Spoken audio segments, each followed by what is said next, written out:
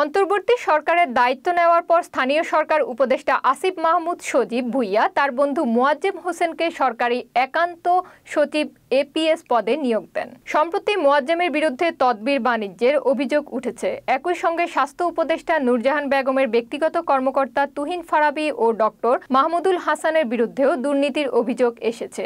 APS Moazzem Hossain ও তুহিন ফারাবীকে গত 21 April সরকারি আদেশে অব্যাহতি দেওয়া হয়। তবে উপদেষ্টা আসিফ মাহমুদ দাবি করছেন মোয়াজ্জেম হোসেন পদক্ষেপ করেছেন এবং এতে অভিযোগের কোনো সম্পর্ক নেই। তিনি বলেন মোয়াজ্জেমের আগে থেকে বিসিএস কেন্দ্রিক চিন্তা ছিল এবং পদত্যাগের সিদ্ধান্ত নেন। আসিফ মাহমুদ আরও বলেন নেগেটিভ ক্যাম্পেইন হতে পারে, তবে সুনির্দিষ্ট অভিযোগ পেলে দুদককে তদন্তে যুক্ত করা হবে। টিআইবির নির্বাহী পরিচালক ইফতেখারুজ্জামান বলেন যদি বর্তমান সরকার ক্ষমতা ব্যবহারের ক্ষেত্রে সতর্ক না হয় তবে সংস্কার কঠিন হবে। মোয়াজ্জেম হোসেন, যিনি বৈষম্য বিরোধী আন্দোলনের নেতা ছিলেন, বিভিন্ন পর্যায়ে নিয়োগ, বদলি, টেন্ডার বাণিজ্য এবং প্রকৌশলীদের পুনর্বাসনের মাধ্যমে শত কোটি টাকা হাতিয়েছেন বলে অভিযোগ উঠেছে।